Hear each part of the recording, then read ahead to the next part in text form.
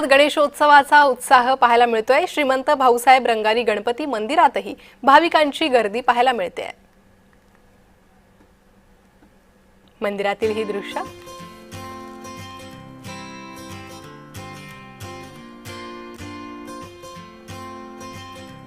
मुंबई पुण्यात सर्वत्रच गणपती बाप्पांच्या आगमनाचा उत्साह। अधिक अपडेट या संदर्भात घेणार आहोत। आमचे प्रतिनिधी रोहन कदम आमच्यासोबत जोडले गेले आहे। रोहन, एकूणच कसा पुण्यात उत्साह आहे गणपती बाप्पांच्या आगमनाचा?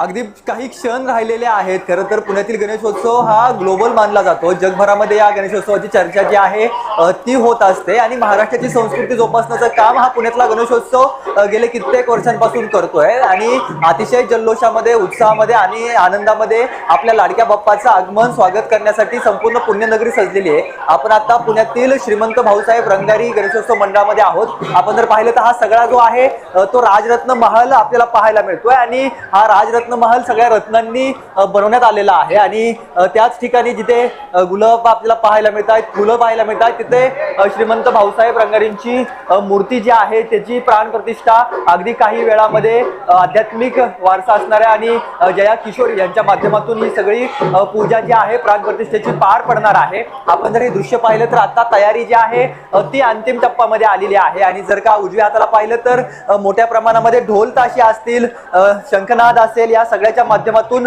लाडक्या बाप्पाचं स्वागत जे आहे ते हिंदुस्थानातील पहिला सार्वजनिक गणेशोत्सव मंडळ असणाऱ्या श्रीमंत भाऊसाहेब रंगारी मंडळाच्या माध्यमातून केलं जाणार आहे। खरं तर अनेक वर्ष जे आहे ते पुण्यातील गणेशोत्सवाला एक परंपरा आहे आणि ही परंपरा जोपासण्याचं काम पुण्यातील ही सगळीच मंडळं जी आहेत ती प्रामाणिकपणे करत असतात आणि हाच वारसा भाऊसाहेब रंगारी मंडळाच्या माध्यमातून पुनीत बालन यांच्याकडून जो आहे तो जपला जातो। आपण आता ही दृश्य पाहतोय। अगदी काही वेळामध्ये या सगळ्या मिरवणुकीला जी आहे ती सुरुवात होणार आहे आणि साधारणतः 12:15च्या सुमारास प्राण प्रतिष्ठा जी आहे ती बाप्पाची होणार आहे। तर दुसरीकडे मानाचे 5 गणपती जे आहेत ते पुण्यामध्ये आहेत आणि या मानाच्याही 5ही बाप्पाचं स्वागत जे आहे ते ढोल ताशाच्या गजरामध्ये मोठ्या प्रमाणामध्ये सगळीकडे केलं जाणार आहे। त्याचबरोबर ती श्रीमंत दगडूशेठ हलवाई गणपतीची प्राण प्रतिष्ठा साधारणतः 12:15 पर्यंत पार पडणार आहे। त्यामुळे या सगळ्या गणेश मिरवणुकीकडे आणि बाप्पाच्या स्वागताकडे सगळ्या पुणेकरांकडे जे आहे ते लक्ष लागलेलं आहे आणि